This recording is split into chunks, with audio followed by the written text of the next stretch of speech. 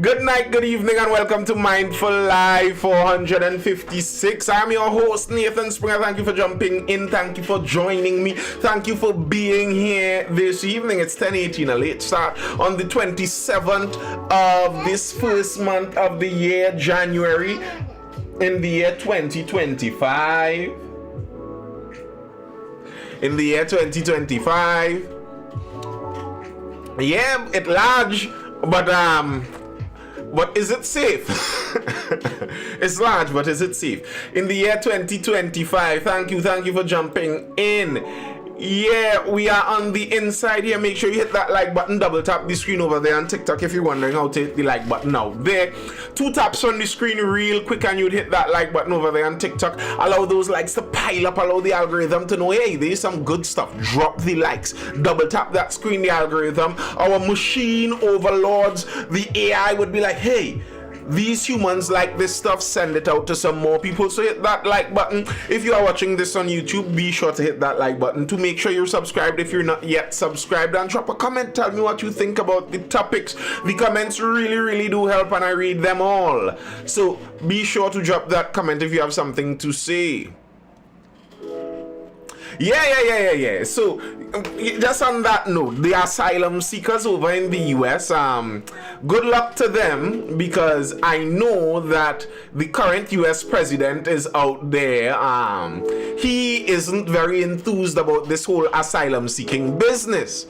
And I mean, you could understand from their point of view, their country can only take so many people, and they are of the view that a lot of those people should go back home. So some of those Trinis right now chilling and camping and hiding out inside of the place, they might want to dive out.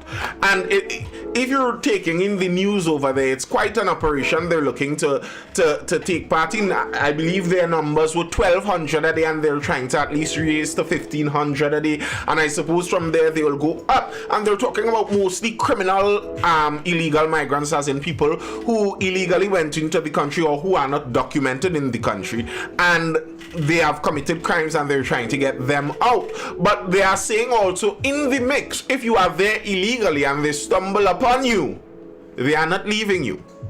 So yeah, good luck on that to those who are there. Good luck on that. Try to organize yourself, and you might be careful about what moves you try to make to be legal, because I see they're even trying to end their birthright citizenship. He's looking to end that. Drama. Real drama. But we're not talking about US issues, at least not right now. We're talking about Trini issues. Trini issues, because crime is plaguing us. Crime is plaguing us. I mean, the state of emergency is here, and there is a bit of a downward pressure on the crime rate with that, but you can't really hold that as a serious case, because we can't remain under a state of emergency in perpetuity. At some point in time, the emergency has to end. And are we making any real headway in how we are doing this in a manner that will allow there to be some kind of purposeful and permanent change once the state of emergency is ended? And I don't know. I don't know if I have any faith that we are seeing anything like that. The police have upped their activity. I am seeing lots of tickets giving, but tickets in a state of emergency. I don't think our state of emergency was too few seatbelt wearers in Trinidad and Tobago. I don't think our state of emergency was unregistered vehicles on the nation's streets. So I mean, at some point in time, you have to wonder: are our police able to be creative and come up with something beside blocking the nation's roads and watching in every car and seeing if they see somebody suspicious? Like, this seems a bit archaic. And then even in the process of doing this, it's not like you're letting through any of the small fries you catch in this net. Your net is so tight, you are giving tickets for if they spit wrong. Now, when you do something like that, and what you're going to do when you run a roadblock so tight, you're basically going to back up traffic along the nation's roads for miles. Once you back up traffic like this, everyone knows it's a roadblock. The only people that are going to drive through this stupid roadblock are the people who assume that they are okay to go through it. All of the criminals are going to know and pull a back road. All of them are going to know and pull a back road. So your roadblock, it is effective for what, the first 5 minutes, if so long, and then after that all you're doing is harassing law-abiding citizens. Imagine that, 5 minutes effect on a roadblock, and then the rest of that roadblock is really and truly just harassing law-abiding citizens in the place. That's all they're really doing. Yes, I am. So once you're on the inside, people, I'm looking at the likes. Make sure you double tap that screen, and you can do it over and over and over. It's not just a one tap thing. Get those likes pumping up, going up there. Let's pump those likes up as we start. Get the notification out.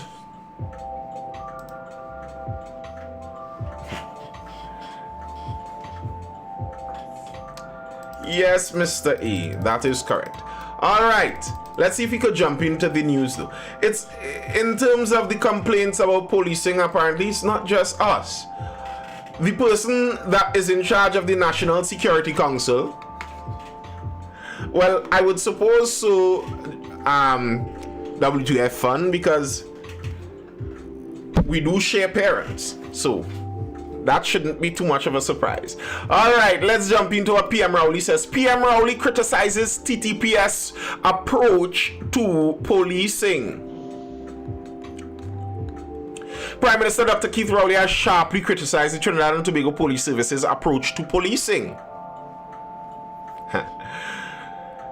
He made the comment while addressing members of the PNM at the party's 69th anniversary celebrations at Napa, Port of Spain on Saturday evening. As he addressed supporters, Rowley reflected on his upbringing, taking issue with how some parents are currently raising their children. He recalled that his father raised 6 boys, never needing police intervention.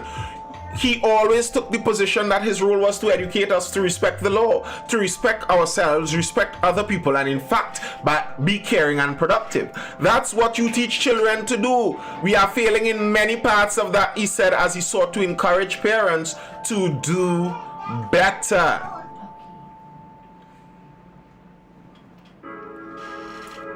Woyoy, Riley, woyoy, woyoy, woyoy.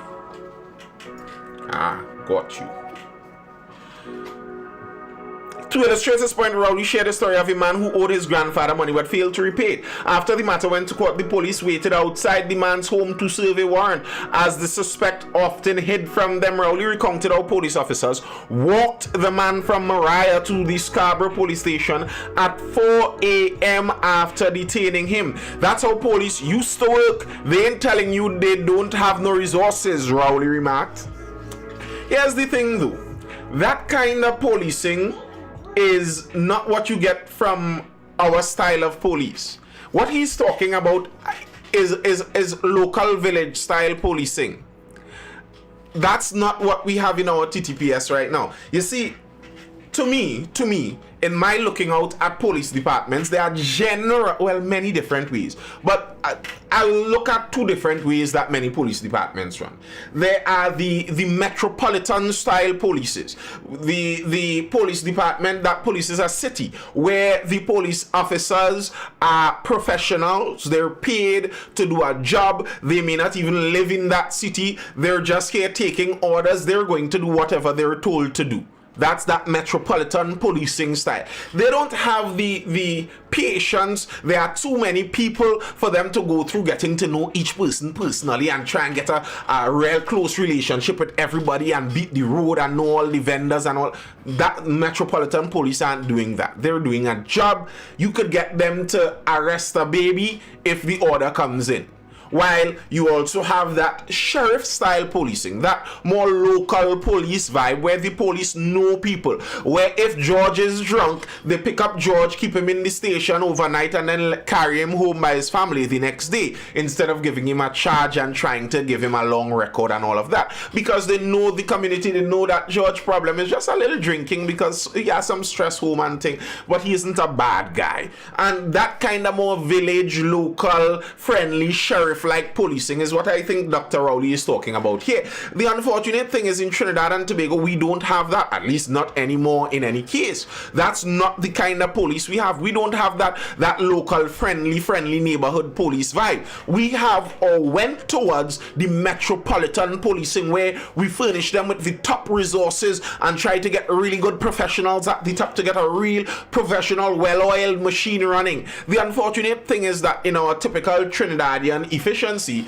we aren't running that metropolitan policing style very efficiently. So it's a horrible metropolitan style policing where you get the worst of the metropolitan style, where you get that distance, that lack of trust. The public doesn't see you as one of them. You're a stranger, you're an oppressor, you're up there while the public is down here. While that's the worst we get from the metropolitan, while we don't even get the benefits of it, that well-oiled high-tech machinery,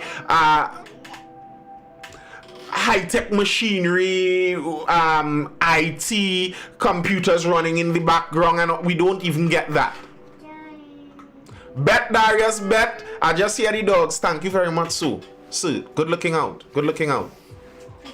Contacted yesterday on Rowley's comments about the policing efforts of today, former Police Commissioner Gary Griffith said while Rowley as head of National Security Council was appropriately positioned to make such a comment, he felt the issue arose from poor leadership and an unwillingness to use modern technology to assist in crime fighting.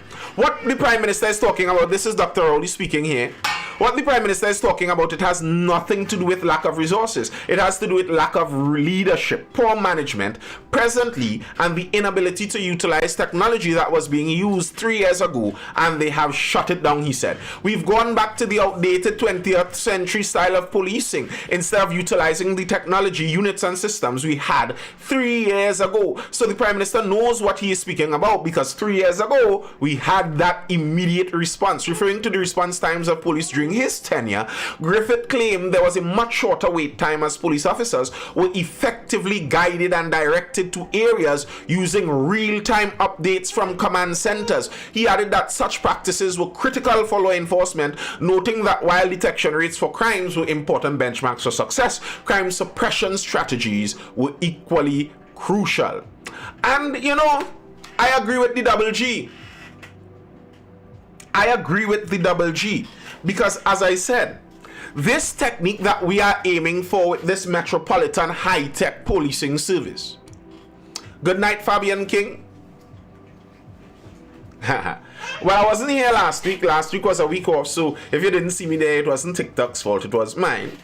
But yeah, if we're looking for this kind of metropolitan style of policing, where the police are well furnished, well outfitted, versed in techniques and technologies and all of that good stuff, if that's the intention we're going with, then we need a certain kind of critical leadership, a certain kind of management, a certain kind of visionary at the forefront. Unfortunately, it seems like we haven't had that for a very long time.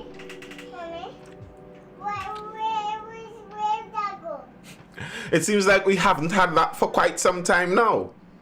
We haven't had that kind of leadership, and I mean it's to Mr. Griffith's own benefit that he criticizes in that direction. But that's not to say his criticism is wrong. Host. What do? Yeah, it's not to say his criticism is wrong. It's not to say it's wrong. If we are aiming at, because the last 2 decades of officers are just thugs. But you know, Abu Malik, here's the thing. I may have been okay with just thugs if we had a thuggish police service. If you know, the police service was that 2002 style where CID is guys aiming to look like a gorilla. No offense meant to the former CID guys, but y'all looked quite gorilla-ish. Yeah, Darius, I see it. You looked, little on the tough side. If you were aiming at that thuggish police service, and the guys at the head were the who's who of who could bench press the most, who had the most kills on their record or something like that, then I could say, well, all right, that's the direction they're heading in. So the whole service has that rough, brutish, thuggish effect. Okay, at least they'll be effective at that. But how are we going to be thuggish, but we are led by 3 women? How are we going to be thuggish? We aren't even doing the thuggishness right. Like, if we're going to go down the thuggish, bring in all the guys that they allege are corrupt and whatever, but let them run down the thuggish road. But how are we going to have super bureaucracy in women leading, like that European Union style? So what you're looking for is extreme efficiency on the bureaucratic end. That's what you're looking for. For 3 women to ascend to the top, that's what you're telling me there. Because obviously you aren't checking the most bench pressed tweet. We don't even have to wonder about this to know the truth. It's not checking the most bench pressed tweet. So these people are supposed to be the efficient managers. That's why I say it's obvious we're aiming at the metropolitan style of policing. Thuggish policing, we couldn't have the leadership we had. They aren't thugs. Sheriff-like policing, we couldn't have the leadership we had because those aren't personable folks. Like, if you're telling me at least this leader is always out in the middle somewhere playing a card game, he in a village bar somewhere, friendly. Alright, you might say too friendly, but then, alright, we could go down the sheriff road and it could tell us about the trust between the police and the civilians. But how you could tell us about this trust between the police and the civilians and the leadership of the police has no kind of interaction with the civilians?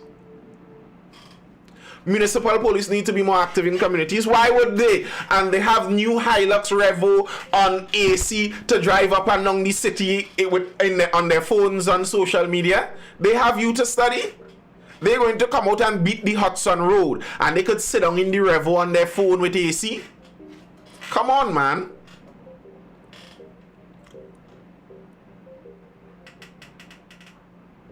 So I agree with the complaints, and I think we need to decide which direction we're going. I would prefer, give me the thuggish police. I would prefer that. Like, okay, yes, they take the law into their own hands occasionally. They rough up people when they're not supposed to rough them up. You might get some complaints, but we're getting complaints anyhow. And these softy police still roughing up people and cussing them just in a not very thuggish voice. So, give me the thugs. Or if we're going down the metropolitan road, give us the full metropolitan policing. Go down like Gary was talking about, at least talking about. I'm not saying he was doing everything he said, but at least in words where it's high tech and dealing with the central command on this side and central command on that side, and you have people monitoring the camera service, and you can't tell me okay, here's this. They told us the murder of the prosecutor at the end of the last year happened under a camera that could only be viewed on live settings. Good night, Shy Guy. The camera only works on live. It doesn't record any video or audio. So if it only works on live, someone is supposed to be monitoring it live. What's the point of a camera that doesn't record if no one is monitoring it? Huh? Earliest night in our capital city, cameras that do not record, they only monitor, and there were no monitors. Huh? How is that metropolitan style policing? Isn't there an IT department in the police? I would suppose if these cameras are live monitors, they go to a live screen somewhere. Where is that screen located? And why are there no eyes on the screen? That's what I'm saying. Give us the Metropolitan Police, if that's what you're doing. Or we go down the road of the sheriff where we don't have that camera thing. You go and you talk to one of the police and they say, no, we don't have cameras and stuff here. Who you say do that? How you look? I know that sound like Razor and he crew, you know. I'll go down in X Street and find Razor and them. I know where them fellas looking. Because it's a sheriff, he's intertwined in the community. At least that way we'd have that side. We don't have the cameras, but this guy knows everybody. You could tell him the person's height, their eye color, and where their scar is, and he's going to tell you their name, their auntie, their mother, their father, and where their lineage came from. At least the sheriff would give us that. Abu Malik says, I don't believe that story one bit. Those cameras are monitored. I see police make a call and get camera footage pulled back in Port of Spain and man get charged. Tolle says, the man who be on Trinidad cameras does be having a good sleep in that room.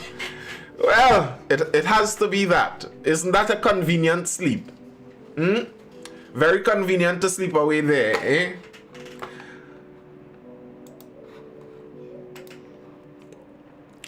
You all heard we lost a mystery boat? Another boat popped up in Trinidad. TNT Coast Guard loses mystery boat. The Trinidad and Tobago Coast Guard lost a mystery pirogue, containing the decomposing bodies of 5 unidentified individuals during a recovery operation early yesterday morning. The vessel, discovered near the Cassia platform on Saturday, is believed to have slipped from a tow line and sunk, and is now presumably untraceable. In a release yesterday, Coast Guard PRA Lieutenant Khadija Lamy explained efforts to secure the vessel were extremely challenging due to its fragile condition. So the vessel sank and they have no idea where it's located, and it's reminiscent of the vessel that popped up in Tobago in 2021. I don't know how many of you remember that, and the vessel, I believe, was traced to Mauritania.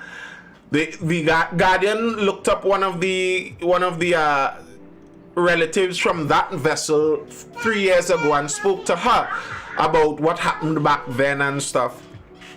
And it's a sad thing, really and truly, eh? Leaving the coast of Africa, expecting to go to Europe, and ending up in the Caribbean. Sheesh. Sometimes that's all kind of... I think the last one, they found them in May, and they left where they left in January. That's a long time to stay on the sea. What, 4 months? Just out on the sea drifting, and you came planned for 1 week, one week journey to Europe possibly. Bro, that's a hard way to go, a hard way. Freezing nights, scorching days, food running out, no water to drink although you're surrounded by water. That sounds like torture.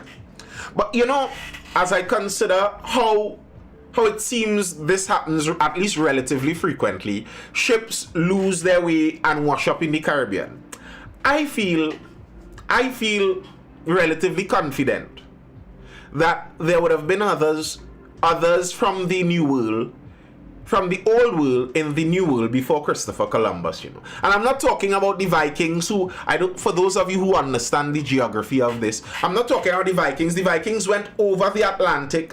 What's this guy? Leif Erikson. They theorize went over the Atlantic, all that kind of Greenland and Iceland area, and went across to Canada, and he was there a couple hundred years, I think, before Christopher Columbus. But if you're telling me that off the coast of West Africa, if you make a mistake, 4 months you're going to end up in the Caribbean, I feel confident some African shipfarers would have ended up here before Columbus. Yeah, even if just by mistake, even if once you were able to build a ship in Africa strong enough, inevitably you're going to end up in the Caribbean.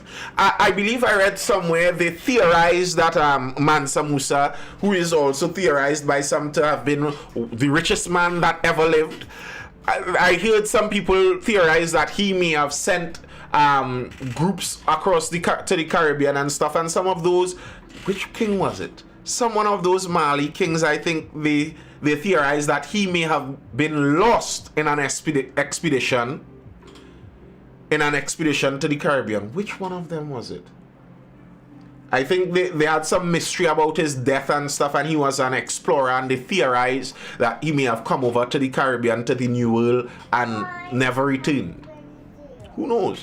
And there are some of the extreme pro-blacks in the United States who have a theory. Their theory, it's like every time I don't come on TikTok for a little while and then return, a brand new group of people come to ask the same question. Yes, Greasy, yes. There are some black people in the US that theorize the original Native Americans are Africans. It was the predecessor of Mansa, right?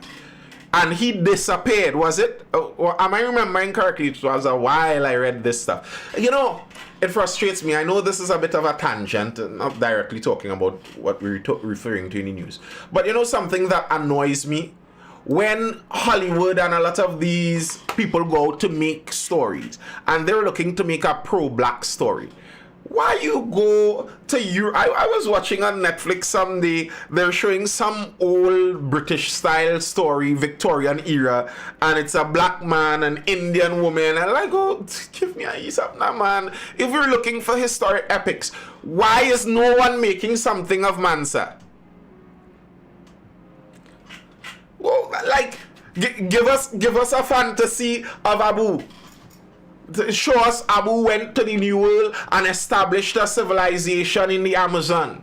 Because you know, recently they said they discovered with that laser viewing technology that the Amazon seems like it was all a civilization, and a large portion of the forest was actually planted. Like, that's some weird conspiratorial stuff. Give us a movie about that. Not a black man being a white European. Like, oh, give us a ease up on those. So many stories out of Africa. If what history seems to say is true, that mankind itself came out of Africa, then there would be literally thousands and eons of stories to write out of that. But no, we're going to get Cleopatra was black for the 20th time. Tedious. Tedious. All right. So I saw this robbery out in Tobago. I saw a video of this, and an uncle was playing his Playway Mark.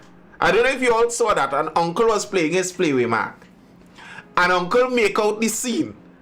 He make out the robbery scene going on, and he still had to make sure he get his mark finished played. You all saw that video? Yeah, some of what they call them, freedmen, some of the freedmen, the FBAs and whatever other name they have for themselves, some of the very pro-black African Americans are on some real out there weird stuff, but be that as it may.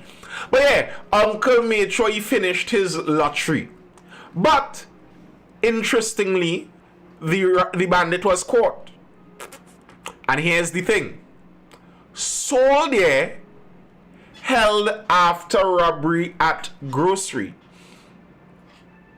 A daring robbery by a man dressed in full army camouflage gear at Cad Supermarket in Lowlands, Tobago left a police officer injured and the armed suspect on the run on Saturday evening. The incident, which occurred at 6 p.m. was captured on surveillance cameras. Eyewitnesses described a tense and frightening scene. After grabbing the cash, the suspect fled on foot. reportedly pointing the weapon at bystanders. Police officers from the Sherburne Road Police Station, the Criminal Investigations Department, and Gang Intelligence Unit responded during the search. Officers received information that led them to Daniel Trace Canopy, where they encountered a suspect leaving a bushy area. Police said as officers moved in, a second suspect, also dressed in camouflage, emerged from the bushes and opened fire on them. In the confrontation, one officer sustained a gunshot wound to his lower right arm and was taken to the Scarborough General Hospital, where he was treated for his injuries. Authorities later detained one suspect who is reportedly a member of the Defense Force, and he is now assisting police with investigations.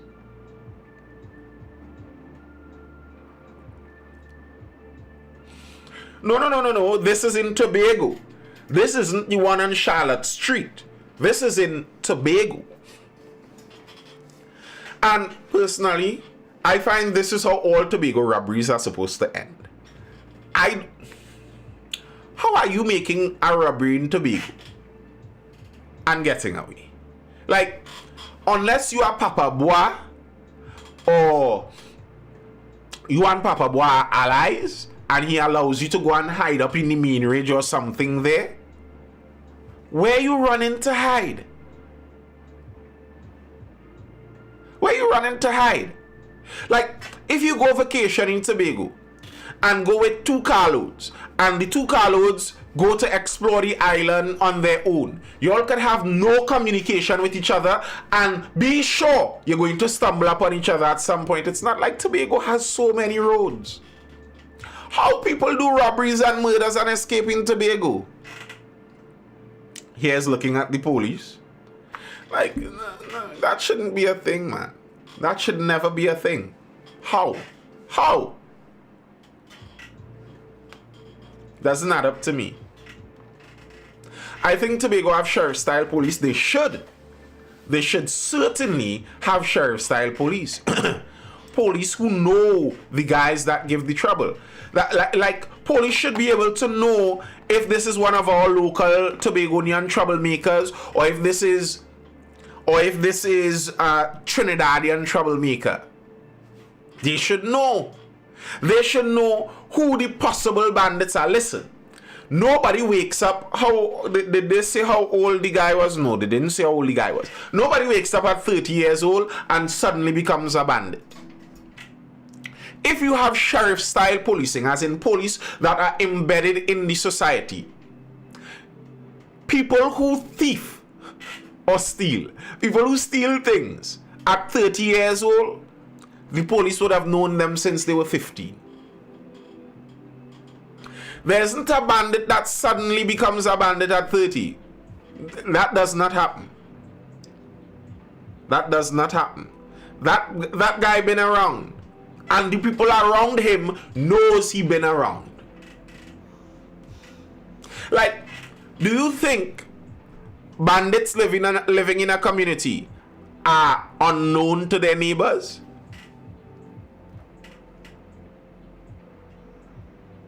It already have police like that. They call them corrupted and label them a pest police. Really? Who calls them corrupted? Because I don't know that to be so. I know what people call corrupt are the police that take money and take bribes.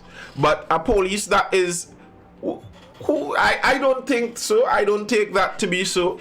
I don't take that to be so. A very visible example was the guy in Central, Johnny Abraham in Central. He was of that kind of ilk, more friendly with the business people and the community and such.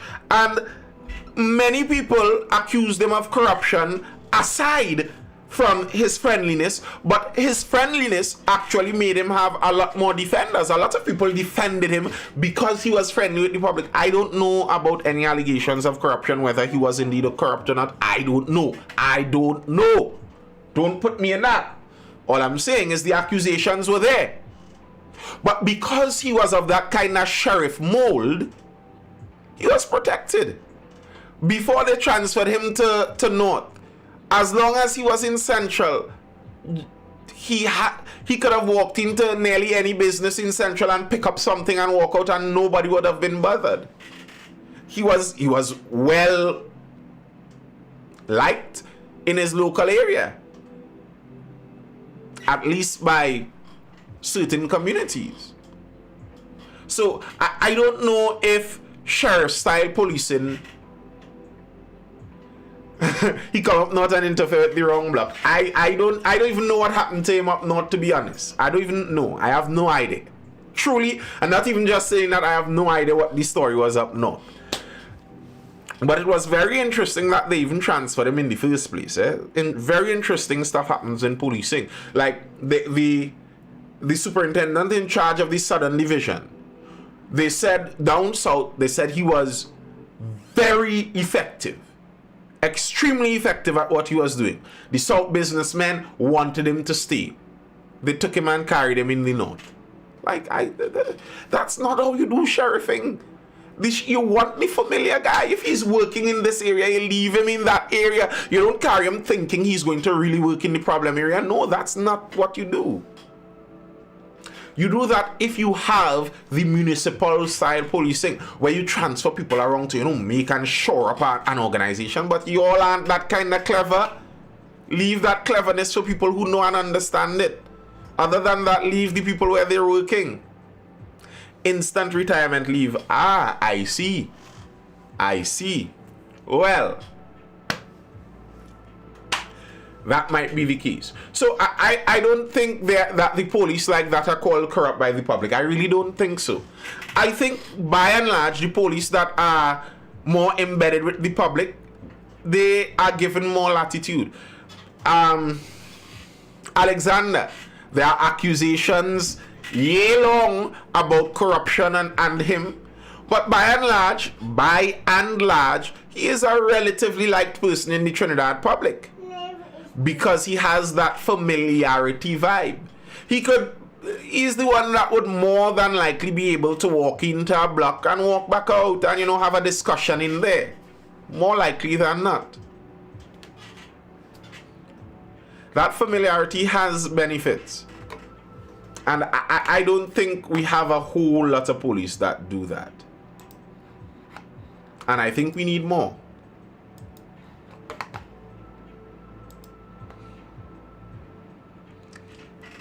Let's look at that one in the middle of the city today, though. Monday murder in the city under state of emergency. A man has been shot dead at the corner of Queen Janelle Commission and Charlotte Street, Port of Spain. He died on the pavement at the Belmont taxi stand. It happened around noon. Police were told that a panel van, color and make unknown, stopped near the victim. Two men got out. One was armed with a gun and opened fire on the victim, hitting him multiple times to the head. He fell and died on the spot. The gunman then got back into the panel van, which sped west along Queen Street, while the other man ran east along Queen Janelle Commission Street. Vendors said they had to duck behind their produce to escape being shot. Most claim not to have seen anything. The killing happened near a state-operated surveillance camera, and it would have captured the shooting if it is operational. Now, the interesting thing about this shooting is that the stories vary widely.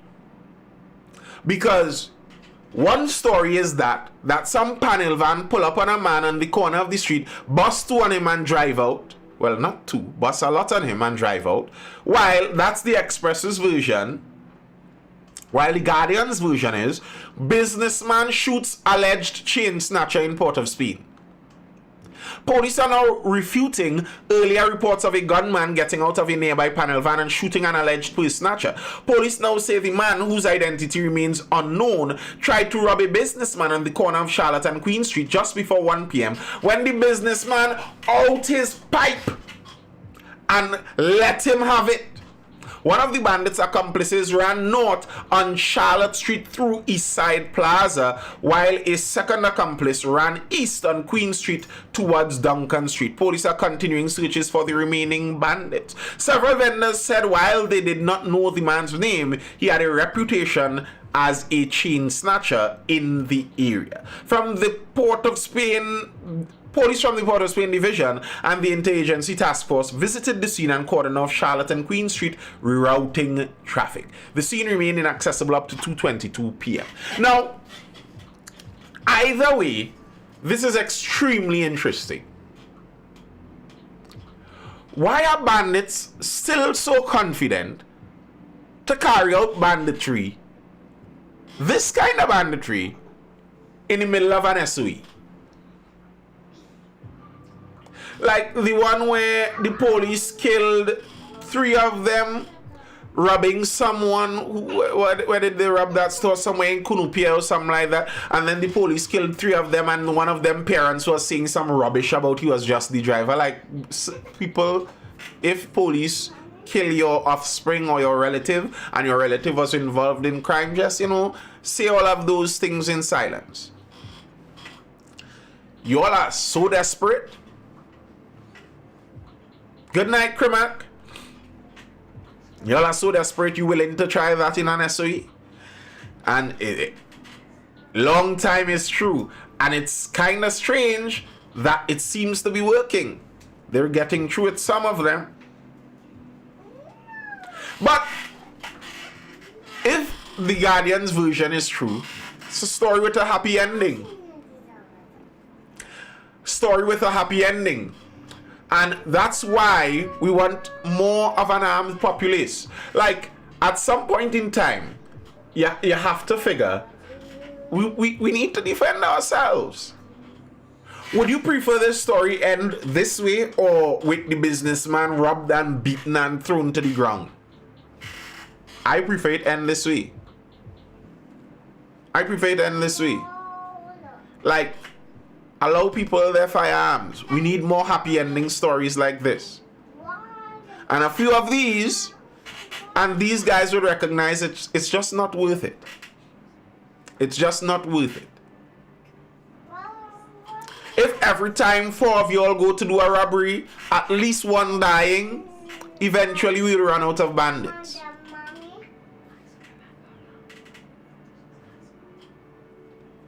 But some folks in charge apparently have a problem with this. They don't want things to end this way. They don't prefer this. So no. Let's not allow law-abiding citizens to be able to protect themselves. No.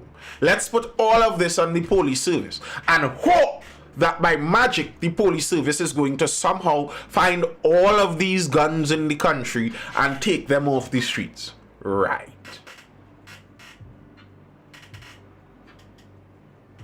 Yes, I know that, Abu. I know they do. They don't want an armed population, because an armed population is a dangerous population. Like, can you imagine an armed population and leaders saying things like what short guys call me Bert says? We raise it and they ain't protest yet. That's not something you say when your population is armed. If you look at, like, for example, you know how they speak in more US elections when you're talking to the crowd. You have to go a bit more respectful. You can't spit in their eye and whine in their face. Because, yeah, not everyone is going to do it, but when everyone is armed, you might get someone vexed enough to try it. And to me, I'm not saying that we should put our leaders in danger, but to me, that's kind of how it should be. The deterrence isn't, and when you read things like the United States Second Amendment, their Second Amendment wasn't only as a deterrent for bandits, it wasn't for hunting, it was aimed as a deterrent for their own politicians.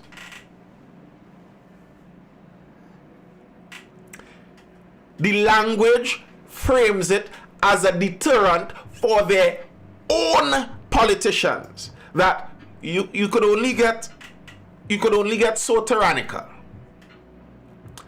because all of the people that you have to lead are armed, so you can only lead them by their say-so. However, in a country like Trinidad, where we aren't all armed, they can lead us by their say-so. What they say goes, because we have no so to say.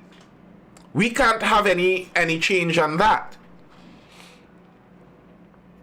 But an armed population in Trinidad would make for a very interesting country. A very, very, very, very interesting country. when we have ethnic problems, when we have geographic problems, what's going to go on when Davy organizes their armed militia and the carload of fellas from Beetham and Morva drive down south to do their home invasions, and the militia rinse everybody? That will be quite a story. That will be quite a story.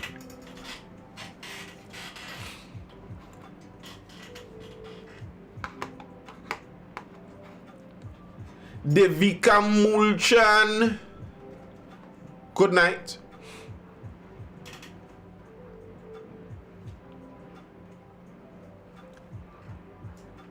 But when you don't have an armed population, and you know, interestingly enough, some of those areas are the most loyal political areas, and their loyalty to politicians and to political parties is never rewarded. Don't be loyal to politicians, because it's not something that gets you rewarded. It gets you punished. Because if you're loyal to them, they don't need to win you over. Birchwood, a mystery man. Laventille East Morva voters say they don't know PNM candidate. Who is Christian Birchwood? Several Basement Road Laventille East residents say they had neither heard of him nor seen the candidate chosen by the PNM to contest Laventille East Morva seat in the upcoming general election. Some even volunteered he was a mystery man, and others registered their angst that Prime Minister Dr. Keith Rowley and the screening committee had foisted Birchwood, an engineer, on them. Some people felt he has big shoes to fill when it comes to replacing Leonce. But you all think that he's not going to win Laventille? You all think he's not going to win Morva? This is what happens when you're loyal. Why is Leonce being replaced? I have no idea. It's obscure. And because you're loyal, they don't need to explain it.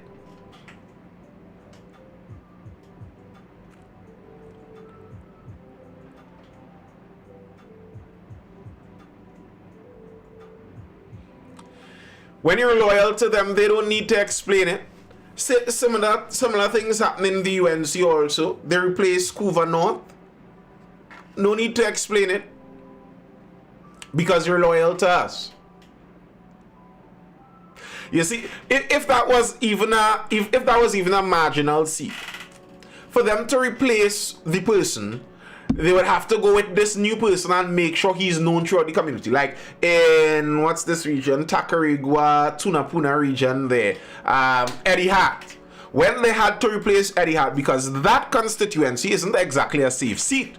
But Eddie Hart was a well-known man in that community, so he had the seat pretty safe. When it was time to replace him, you can't just replace him with some any and anybody. You put there and anoint him and say, you all vote for this crapo in a PNM jersey. I'm not calling anyone a crapo. It's a saying.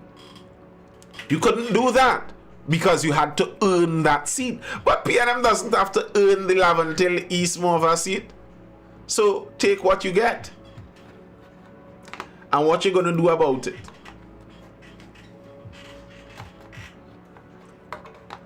And it's not like this seat is a seat that doesn't need work. It's not like this is, a place, a region in the country that runs so perfectly and smoothly.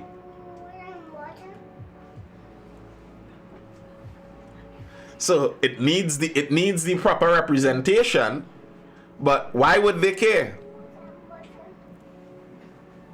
I don't think as much loyalty is more I don't think as much loyalty, it's more what's the alternative.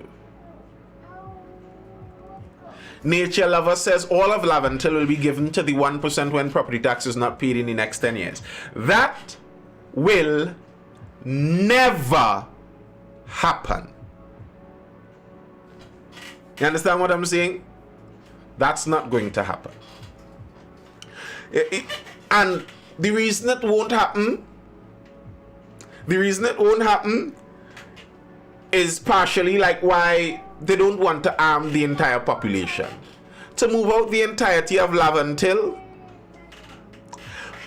bear in mind, what shanty towns that grow on the outskirts of cities like Sealots, like certain parts of Laventille, certain parts of Beetham, they grow there for a specific reason.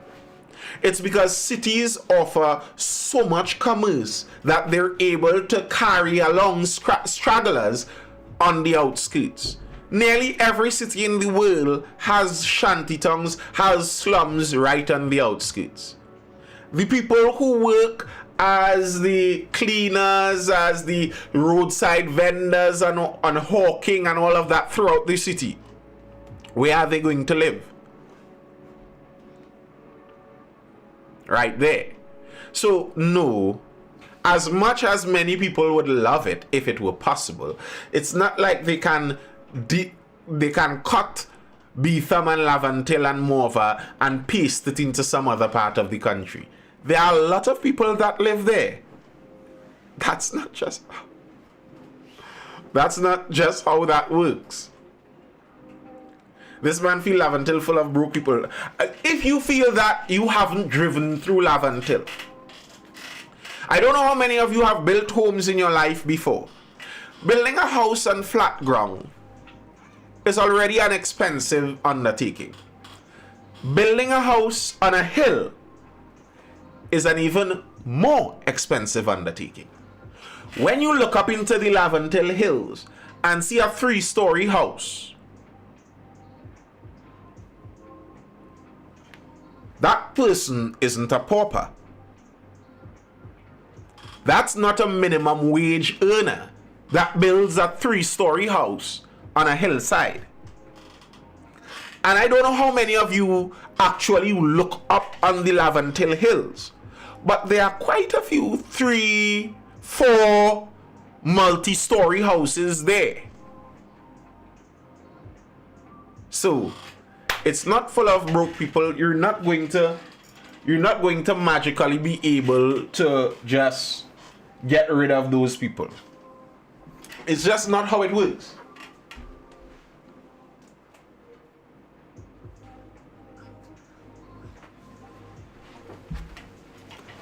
What's up, Orlando? As much as many people would wish it can. It just doesn't work like that.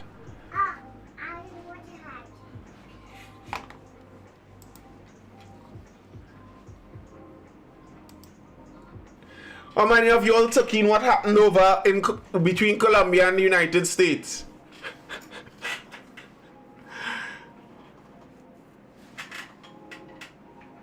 That island is floating on oil and should not have any broke people. Well, if only life worked that way. If only life worked that way.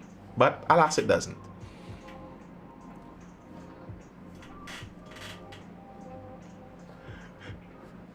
We seen all whole carry some the view best. Listen, we did some contracting work up in Laventille. Laventille has some gorgeous homes. Some beautiful homes. Really beautiful. Well built, well designed. There are some people who have invested a lot of money in their homes in Laventille. It's not just some magical something you're going to kick all of them out. Like, if you tell me they're going to do it with Sealots, I could believe that more with Sealots. Because Sealots has a lot of shanty tongue, squatting, spread kind of business going on there.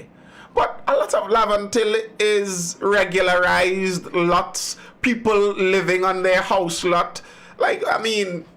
Yes, there's crime in the region, but because there are murders in the region, you're just going to kick me off of my land? No, that's not how that just works just like that. It doesn't magically work like that. And the land, even with the crime, the land still has resale value to some extent. It's not like there are millions of vacant lots and vacant houses if you go up inside Laventille. There are people all over inside there. People want to live there.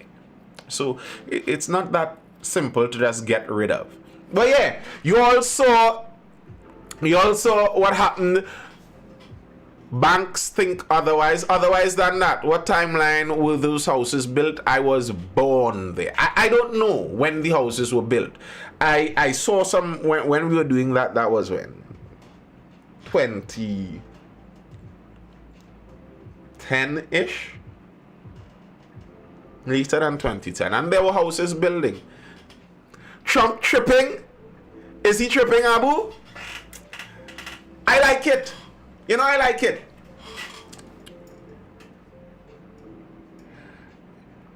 I find, like, at the end of the day, move like honest business people. Well, not honest, but plain business people. We want you to take a flight of your migrants. This is 2025, no country taking fully anymore. Taking bully, I mean. But Colombia take the bully. Colombia, let me tell you what went on. So, they had a flight full of migrants. They've sent them back to Colombia. Right before the flight reach,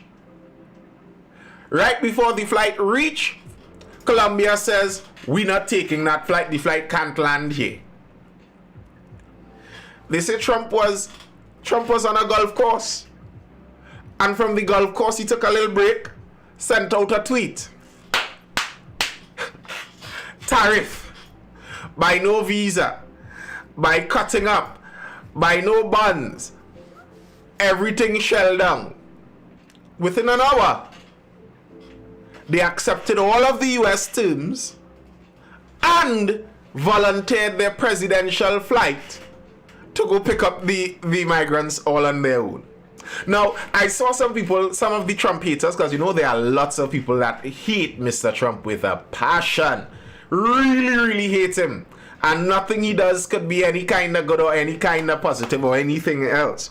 So, some of them were saying that he actually lost that because what the Colombian government didn't want is they didn't want the military planes and they didn't want their people to be in shackles, in handcuffs. So they actually won. Colombia won because now they're sending their plane there to take the passengers without handcuffs. Like, no, they didn't win that.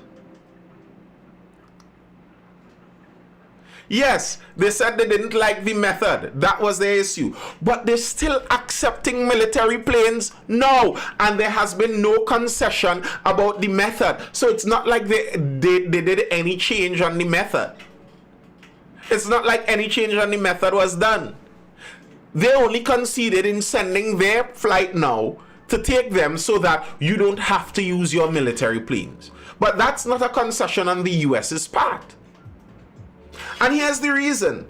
I believe Colombia might be like, what, 1% of the US economy?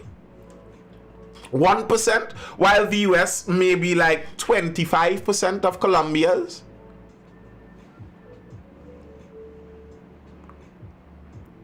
It's not that they didn't want their citizens. It's being done in an inhuman manner. Inhumane, I suppose you mean. And, really? Handcuffs are inhumane? Really? No, it's not. It's in an inhumane manner. It's that Colombia's president is on the left wing and he would look really good to the global left wing if he stands up to the fascist Trump. That's why he did that. And went on in his statement to speak a whole set of rubbish about white supremacy and white slavers. Like if Colombia was formed by black people. Like, I hate to hear this talking point coming out of Latin America. Like, you know, the Americans, the US were the real white supremacists and slavers, not us. As if Spain was any better. Not all are criminals. If you entered the people country illegally, you committed a crime. You are a criminal. That's why you are in handcuffs. So, take your people in handcuffs. Like, and here's the stupid thing about that. Like, to show you it's all posturing and grand gestures and about making himself look good to the world in opposing Trump and standing up to Trump. I was the guy who stood up to Trump. That's what he wants to be able to see. But if you're worried about your people being in handcuffs, here's what you're going to do, right? Because you're worried about your people in handcuffs. Right before the flight makes landing, where you'd be able to get the people off the flight and out of the handcuffs. You tell them, no, you can't land.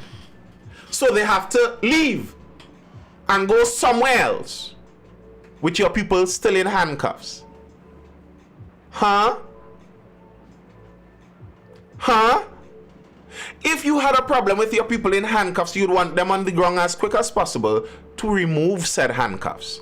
And when said handcuffs are removed, you'd make a point of, for future, you don't want such, you'll send your presidential plane to collect the rest. You understand what I'm saying, Abu? Don't buy the propaganda. Leftists love their propaganda. That makes no sense. I was so worried about the humanity of my people. So I made them suffer for longer. What? Make it make sense. Make it make sense. Nature Lover says, but the Venice coming here and stressing out our healthcare and other services. Well, what I was saying, elect Tanticams say she want to post them back. Tanticams is attempting to cut a Trump line in Trinidad, which I don't think is very effective because we don't share the same problems. But you could when I hear Trinis take the Democrat American side as pertaining to immigration, it almost always kind of dumbfounds me. Because you hear Trinis talk about immigration, and we will be extremely far-right fascists if given the chance. By and large, Trinis, I'm telling you, you think Trinis want to allow, by and large, Venezuelans to come over here and access our social assistance, our pension, our unemployment relief, any of those things? You think Trinis would be okay with any of that? Not even a little. Not even a little. Listen, if any government decides to start posting back Venezuelans, I think the vast majority of Trinidad would celebrate. So let's not be hypocritical out here. And the reality is, Colombia did cave. And honestly, I can't blame the Colombian president for caving, because the US can literally destroy your economy.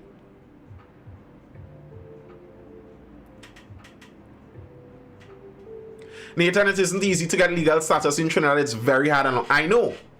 Trust me, I know. I know of people very close to me that struggled for it. And there are many people who you may be able to get residency slightly quicker, but good luck on the citizenship part. I know people that were married they've been in Trinidad for over 30 years, married since then, and only after 30 something years and change, they finally got citizenship. So yeah, I know. And I don't think many Trinidadians have a problem with that. I tell you, I think many Trinidadians are very right-wing when it comes to immigration issues. Because it's human nature. If you have something that seems good on this side, you'd like to protect it for the people who are from this side. We have oil, so we don't want to give away that oil money to just anybody. That's how it works. The United States has their first world big fish in the pond status, world power status, and they don't want to give away all of those benefits to everyone. You know, I look at the conversation in the immigration conversation over there, and something I find interesting. People who trace their roots back to earliest in the United States are for less immigration. They don't even want legal immigrants oftentimes. People who trace their roots back to immigrants from the 60s, they don't want any new immigration. People who trace their roots back to immigrants from the 90s, they're okay with current immigration, but no illegal immigration. It's like everybody who gets in wants just me and nobody else. And it's understandable in human nature, really and truly. White Leather says, because we understand it's a zero-sum game, resources that are limited shouldn't go to immigrants. And as callous as that does sound, it's just a reality. And, you know, there's an interesting heat map. I don't know how many of you know what a heat map is. It's a graph where according to the occurrence of something, you have a different color. So like if it's hotter, if it occurs more often, you have red shading into blue if it occurs basically none. And they have a heat map from a study they did where they asked liberals and conservatives about things they care about, what they care about more.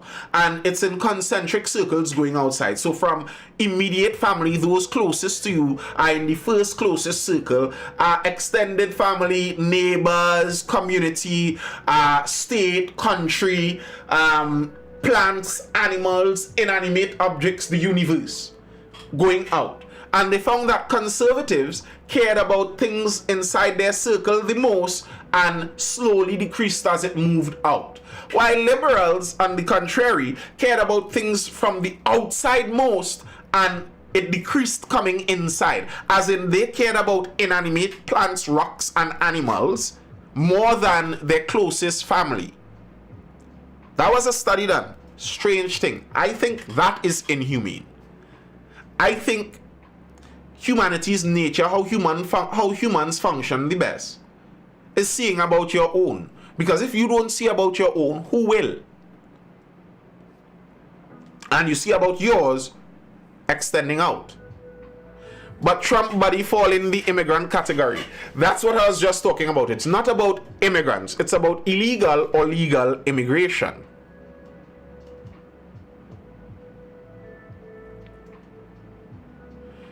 It's about legal immigration. And I mean, like, I don't understand why people make this argument like they don't understand what they're arguing about. They say that they point out Elon is an immigrant. But like, if you're trying to understand their argument, here are two facts to look at. Not Trump's body, Elon. Trump's wife, Melania, is an immigrant that still has her what Slovakian or wherever she came from accent.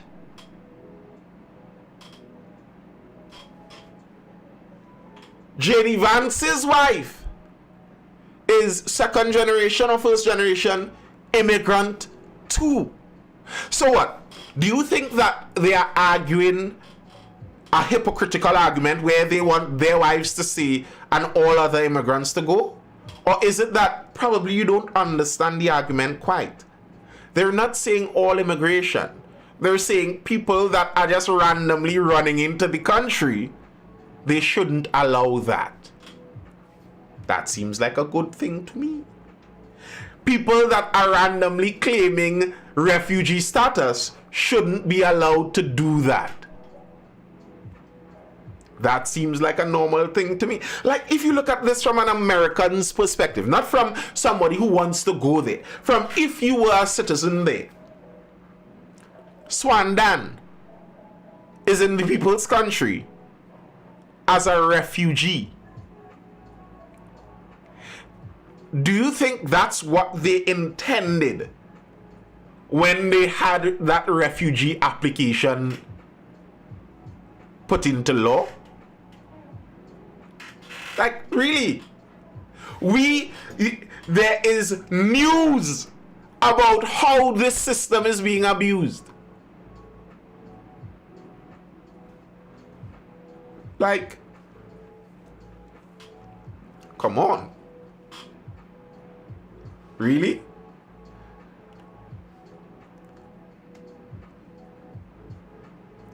Yeah, Harold, that's how we reached here. That's how we reached here.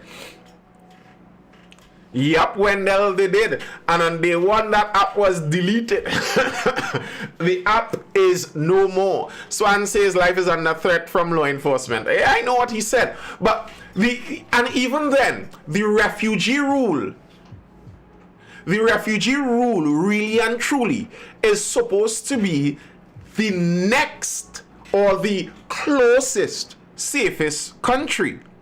If you are a refugee, if your life is in danger in Trinidad and Tobago, why don't you go to Grenada, Barbados, St. Lucia, Dominica, Martinique? There are lots of islands, St. Vincent, going up the chain before you reach the United States. So, if you are indeed fearful for your life, you go to the closest one.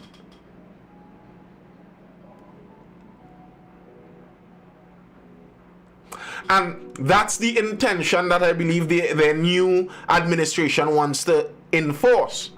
You can't leave a country 5,000 miles away and come as a refugee when there was a country 30 miles away that was safe.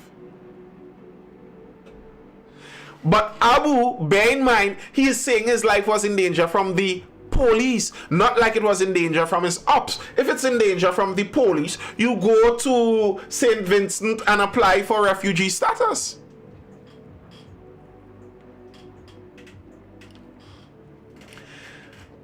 Abu, let's be real, that is what the people are looking for. If you say it does not have quick wealth, okay, you can say that, but that is what the people are looking for. And there are places in the US with what, $20 or $15 minimum wage? That's way more wealth than you'd get nearly anywhere in the Western Hemisphere.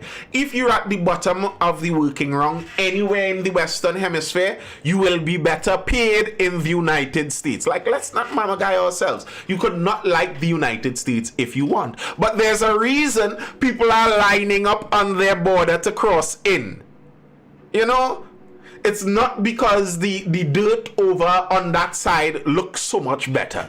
Like, that's another thing. I hate to hear the stolen land argument. Like, this is stolen land and this is actually land from the natives. Really? Really? For one, the natives had like 1% of the land, if so much, under control, as in civilized. One.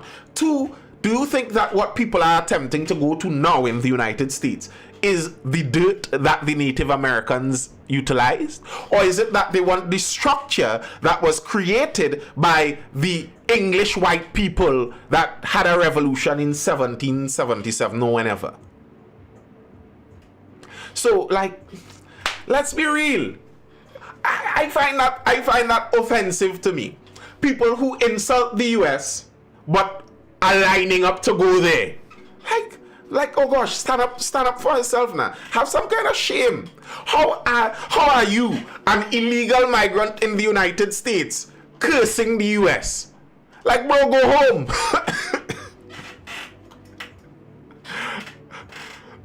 Ariel says I'm in Mexico City right now and it's really a nightmare right now. Yikes. Yeah. I really don't like that. Like, I have a lot of criticisms for the US, but I am not sitting in the people's country. I am not lined up to go there. I am not bunking out with cartel members on their southern border looking for a hole in the fence. Seems ridiculous to me. You want the benefits of the system the people created, but then go there to insult the system. Like, bro, shut up and go home. Shut up and go home. I find that very tedious. Very, very, very, very tedious. It's like the Venezuelan activist here. What's her name again? Her name slips me. But sometimes when Tanti talks, it gets a bit annoying. Like, you have to be careful. You go in someone else's house, how demanding you get about what's inside the people's fridge. If you're in somebody else's house, like, how are you going to demand that they have to buy Coke instead of Sprite? Like, go home and then make that comment. The only time I entered the United States is when I'm flying over to enter Canada. Well, good for you, Abu. Good for you. But yeah, yes and yeah. Like, some of those things, you know, put a little balance in it now. Put a little balance. If your country isn't functioning too top, balance how you relate to the country that is functioning good enough for you to make a living. You know? Like in Trinidad and Tobago, if you're born here, well, you probably shouldn't curse it. But if you cuss it down and you're born here, you could say, well, at least you born here. It's not like you had a choice. It's not like you had a choice. You're born here. Really? What's his name? My leather. I didn't know that. It's not like you had a choice. You're born here, and all right, you're trying to make it as good as you can. So we all right. We could take nearly anything you see. How you willingly by choice came to this place, and then come to like no, don't do that. No, bad flavor, bad flavor. It's like if you go to Dubai and then complain about Islamic laws around you. Like, sir, don't you know where you are? You don't go to Riyadh and say, well, I want to publicly drink rum. Oh, okay, I didn't know that. I know who he is, but I didn't know he was her son.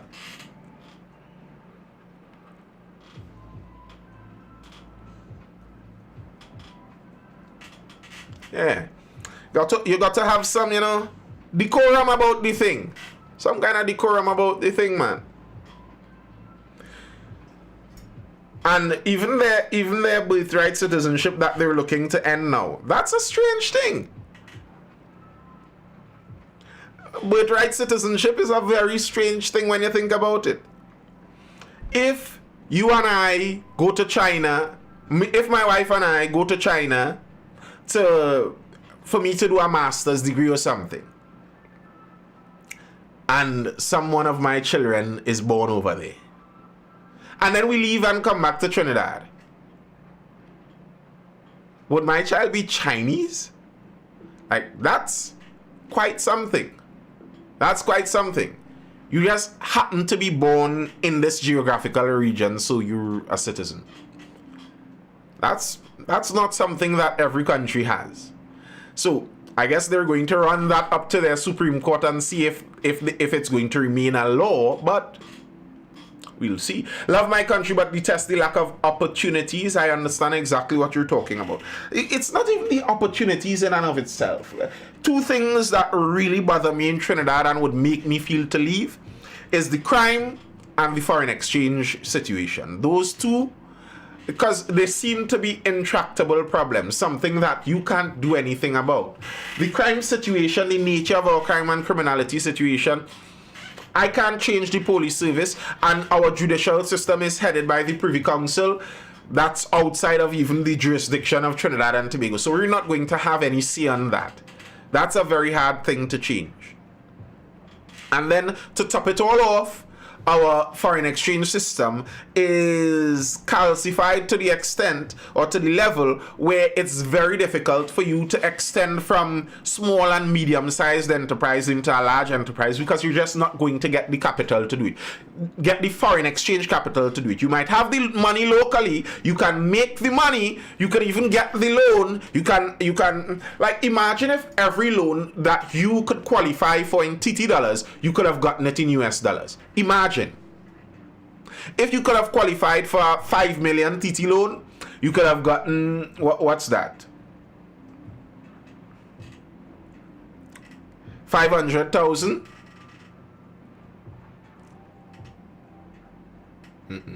More than that.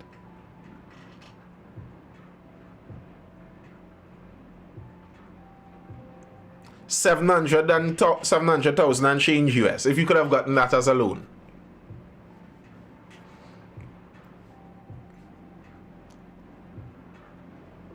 What's the point of the loan if you can't get the US to import the products? Are you talking about the tariffs? And the US isn't the only importer. There's an entire world of importers willing to buy products. And that's the thing. If people were able to get the resources to make the products they want to make, they would be able to export more and also locally make more. Have more local businesses. But how are you going to do that when they're locking the local businesses on their favorites, and their favorites could access lots of foreign exchange because obviously they can. They're buying things, they're importing things, but you could access 200 US at a time.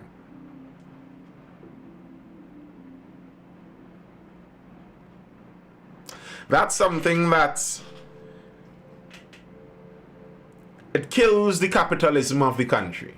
The country could only be so capitalist because it's not those with the capital could do the work.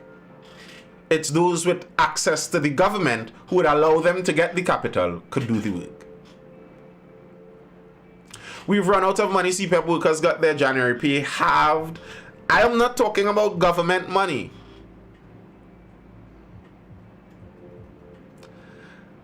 I'm not talking about government money. One of the main forex issues here is if I bring in forex, I can't get it back. The government attempts to seize all forex. That's the idea. The government attempts to seize all. You aren't allowed to play with forex, but there are obviously people who are allowed. Their attempt is to take all and reallocate it where they see fit. And where they see fit is, well, problematic. And how are you going to do business, like really do business, if that's the case? How is it going to be possible? How are you going to be able to expand your business? Exactly my point, Abu. I just wasn't aiming to quote exactly Vishal. It's not a free market. There are thumbs on the scale. There are people pulling and pushing the market in certain directions. It's not just up to me and my skillful business acumen and ability. It's not. I wish it was. And I think if it was, Trinidad would have been a very different place. And as I regularly say, to give UNC their points, it seemed like if I were to say things just, flippantly, I would say UNC is a lot more corrupt, but in their corruption, they are willing for things to fall as they may more. They are much more willing for things to fall as they may. Respect nature lover. They may be much more corrupt, but within the corruption, they allow things to just fall as they may. Oh, you want to import, you fix up now, man. You fix up, you don't beat about that.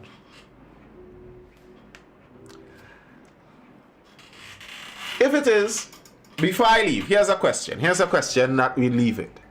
Here's a question. Hey, Joel Chow, it's a long time, bro. I see you. Here's a question, we leave it. If you could choose, if these were the options, I'm not saying they are the options. Yeah, he's supposed to be RL, but let's say these are the options. You could get a group that will never actually steal money from the treasury, but they lock the country down in that kind of old monarchy kind of way, where it's the big boys, the noblemen.